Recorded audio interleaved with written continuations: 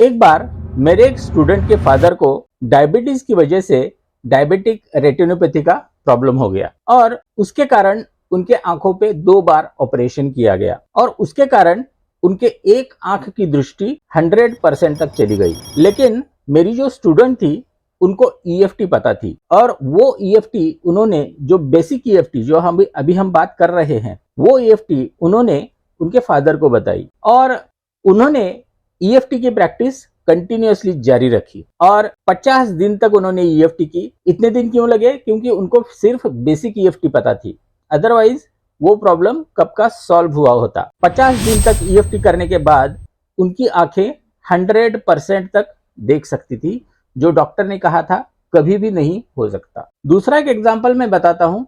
एक बहुत बड़े बॉलीवुड के प्रोड्यूसर हैं, तो उनकी पत्नी को प्रॉब्लम था माउथ अल्सर का 2 सालों से। वो कुछ भी तीखा नहीं खा पा रही थी, तो एक सेशन मैंने उन पे लिया। एक ही सेशन के बाद उन्होंने मैगी खाई और उसके बाद वड़ा पाव खाया, जो उन्होंने 2 साल तक कभी नहीं खाया था और वो प्रॉब्लम मिट गया सिर्फ एक ही सेशन में। तो ये कमाल है ईएफटी का। अगर मैं बोलने बैठूं तो ऐसे सैकड़ों एग्जाम्पल्स मैं आपको बता सकता हूं जिसमें ईएफटी ने कुछ मिनटों में ही प्रॉब्लम्स को सॉल्व कर दिया था।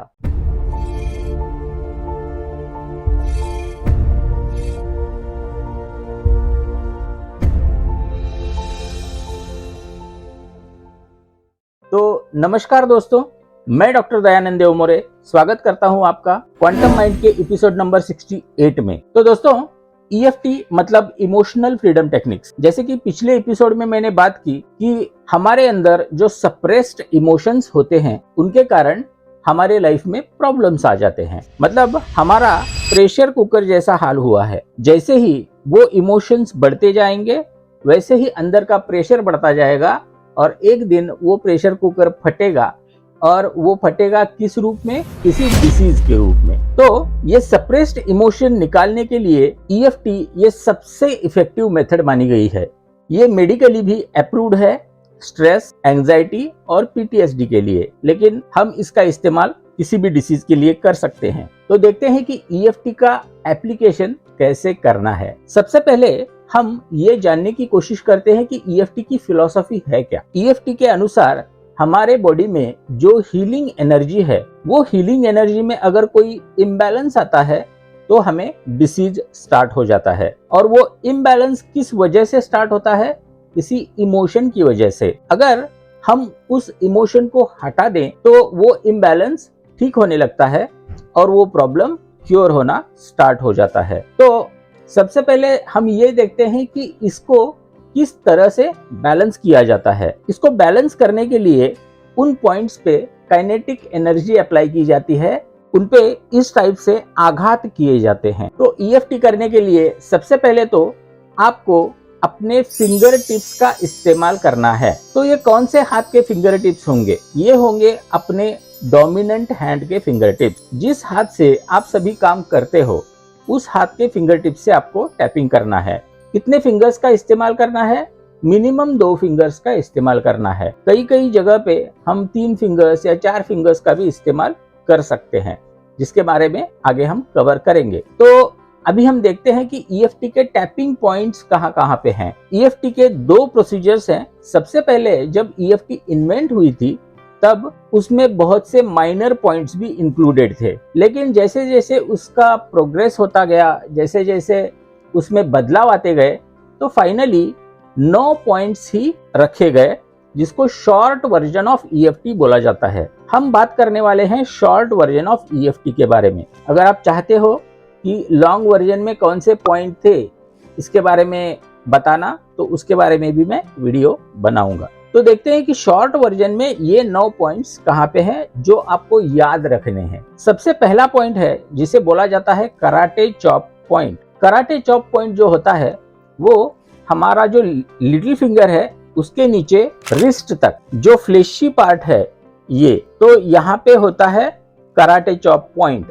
एक्चुअली ये पॉइंट नहीं, एरिया है, रीजन है। इस पूरे एरिया में आप टैप कर सकते हो कहीं पे भी। तो ये हो गया पहला पॉइंट जिसे बोला जाता है कराटे चॉप पॉइंट। अपने चेहरे पे 5 पॉइंट्स होते हैं। पहला पॉइंट है स्टार्ट ऑफ आईब्रो, दूसरा पॉइंट होता है साइड ऑफ आई। अब ये साइड ऑफ आई दोनों तरफ होता है। तीसरा होता है चेहरे पे, तीसरा आंखों के नीचे यहाँ बोन पे। साइड ऑफ आई और अंडर द आई ये बोन पे पॉइंट्स हैं, रादर ये तीनों पॉइंट्स बोन पे हैं। जैसे कि हमारी जो आंख है वो एक सॉकेट में फिट की गई है और उसके बाजू में 3 पॉइंट्स है, उस सॉकेट पे 3 पॉइंट्स है। एक start of eyebrow, side of eye, under the eye. Then under the nose, नाक के नीचे यहाँ पे गड्ढे में ये चौथा पॉइंट चेहरे का, और इन ओवरऑल 5वां पॉइंट चिन पॉइंट। इसको चिन पॉइंट बोला गया है लेकिन ये चिन पे नहीं होता, तो ये होता है हमारे लिप के नीचे, लोअर लिप के नीचे, यहाँ पे जो गड्ढा है वहां पे। उसके बाद हमारे टॉर्सो पे 2 पॉइंट्स हैं, चेहरे पे 5 पॉइंट्स, टॉर्सो पे 2 पॉइंट। तो 2 पॉइंट्स कहाँ पे हैं? उसके बाद आते हैं collar bone point. Collar bone मतलब हमारे जो ये बोन्स हैं इनको बोला जाता है कॉलर बोन्स। इनका स्टार्ट ऑफ कॉलर बोन ये 2 पॉइंट्स दोनों तरफ होते हैं, ये पॉइंट्स वहां पे ये पॉइंट्स होते हैं। अगर आपको एग्जैक्टली लोकेट करना हो तो अपने गले का ये जो सॉफ्ट एरिया है वहां से 1 इंच नीचे जाइए और उस पॉइंट से 1 इंच लेफ्ट की तरफ और 1 इंच राइट की तरफ, ये कॉलर बोन पॉइंट होता है। उसके बाद हमारे आर्मपिट्स के नीचे, हमारे रिब्स पे 4 से 5 इंच हमारे आर्मपिट के नीचे आइए, हमारे रिब्स पे ये 8वां पॉइंट होता है। तो ये दोनों तरफ होता है। और लास्ट वाला पॉइंट होता है टॉप ऑफ हेड। ओके, तो ये 9 पॉइंट्स हैं। मैं रिवाइज करता हूँ 9 points. Point number 1 karate chop, point number 2 eyebrow, point number 3 side of eye, point number 4 under the eye, point number 5 under the nose, point number 6 lip के नीचे chin point, point number 7 collar bone, point number 8 under the armpits and point number 9 top of head पीएच। तो ये 9 points हैं। तो इन 9 points को tap कैसे करना है इसके बारे में हम बात करेंगे, लेकिन सबसे पहले मैं एक डेली रूटीन आपको बताता हूं जिसका इस्तेमाल करके आप ईएफटी के ये जो पॉइंट्स हैं उनको एक्टिवेट कर सकते हो और ओवरऑल हमारी हेल्थ इंप्रूव होना स्टार्ट हो जाएगी। तो जो प्रोसीजर अभी मैं बताने वाला हूं तो उस प्रोसीजर को आप हर रोज फॉलो करेंगे, ठीक है। तो इसके लिए आपको डीप ब्रीदिंग करना है या फिर टोटल ब्रीदिंग करना है, जिसके बारे में मैंने पहले भी बात की है। हम जब सांस अंदर लेते हैं तो धीरे धीरे धीरे सांस को पेट में भरना है पहले, बाद में छाती में, और उसके बाद हमारे कंधे ऊपर की तरफ जाएंगे। और सांस को छोड़ते वक्त सबसे पहले कंधे से सांस छोड़नी है, बाद में हमारी छाती से, और बाद में हमारे पेट से सांस बाहर निकलेगी। तो ये हो गया टोटल ब्रीदिंग। ऐसे बोला जाता है कि अगर हम 36 बार टोटल ब्रीदिंग करते हैं तो हमारे बॉडी के पूरे टॉक्सिन्स निकल जाते हैं। तो आपको करना क्या है कि सबसे पहले मतलब ये एक्सरसाइज आपको 1 हफ्ते तक करना है, या फिर नेक्स्ट मेरा वीडियो जब तक आता है तब तक ये एक्सरसाइज आपको करनी है। कराटे चॉप पॉइंट टैप करना स्टार्ट कर दीजिए और एक टोटल ब्रीथ लीजिए, मतलब इनहेल। मैं मुंह से एक्सेल करना रिकमेंड करूंगा, मुंह से एक्सेल। एक ब्रीथ अगर होती है तो नेक्स्ट पॉइंट पे चले जाइए, वहां पे फिर से इनहेल और एक्सेल। अब यहाँ पे 2 पॉइंट्स हैं, दोनों तरफ है, तो आप कंफ्यूज हो जाओगे कि ये पॉइंट को टैप करें या इस पॉइंट को टैप करें। किसी भी पॉइंट को आप टैप कर सकते हो, लेकिन बहुत से लोग दोनों साइड के पॉइंट्स को दोनों हाथों से टैप करते हैं, जैसे कि इस तरह। Take a deep breath in, take a deep breath out.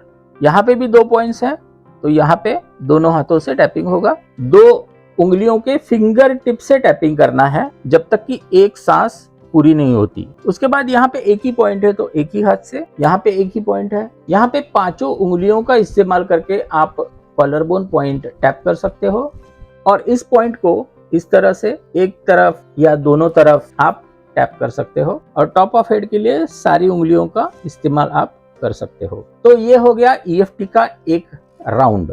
एक राउंड में आप 9 बार सांस लोगे, तो ऐसे आपको 4 राउंड्स करने हैं। अगर अभी आप इसको करते हो तो 4 राउंड्स के बाद आपके माइंड में इतना साइलेंस आ जाएगा, इतना काम हो जाएगा आपका माइंड कि आपको विश्वास नहीं होगा कि पहले मुझे ये टेंशन था या फिर भारीपन था, जो भी कुछ था वो पूरा निकल जाएगा। पूरा हल्कापन पूरे बॉडी में आपको महसूस होगा। तो ये हो गया ईएफटी का सबसे पहला एक्सरसाइज। मैं ज्यादा थियरी में नहीं जा रहा, क्योंकि बिना वजह वीडियो की लेंथ बढ़ जाएगी। दिन के किसी भी वक्त आप कर सकते हो, प्रिफरेबली मॉर्निंग टाइम करना बहुत अच्छा होता है क्योंकि उस वक्त ऑक्सीजन का लेवल भी थोड़ा ज्यादा होता है। तो आप इसकी प्रैक्टिस सुबह कीजिए या फिर किसी भी वक्त जब भी आपको टाइम मिले उस वक्त कीजिए, और आपको क्या एक्सपीरियंस हुआ ये कमेंट बॉक्स में जरूर बताइए। ये करने से एक तो आपकी ब्रीदिंग प्रैक्टिस हो जाएगी, 4 बार अगर आप ये राउंड्स करते हो तो 36 बार ब्रीदिंग हो जाएगी, और आपको टैपिंग पॉइंट्स की भी आदत पड़ जाएगी। तो दोस्तों, आज का वीडियो आपको कैसे लगा? अगर अच्छा लगा हो तो इसको एक लाइक कीजिए, आपके दोस्तों के साथ, परिवारजनों के साथ इसको शेयर कीजिए, और अगर मेरा ये काम आपको अच्छा लगता है तो मेरे चैनल के मेंबर्स भी बन जाइए, क्योंकि अभी मैं मेंबरशिप एरिया में टैपिंग के बहुत से प्रोसीजर्स बताने वाला हूं। इस चैनल को ज्वाइन भी जरूर कीजिए। तो दोस्तों, आज के लिए इतना ही, फिर मिलते हैं अगले एपिसोड में एक ऐसी ही जबरदस्त EFT की प्रोसीजर लेके। तब तक के लिए धन्यवाद।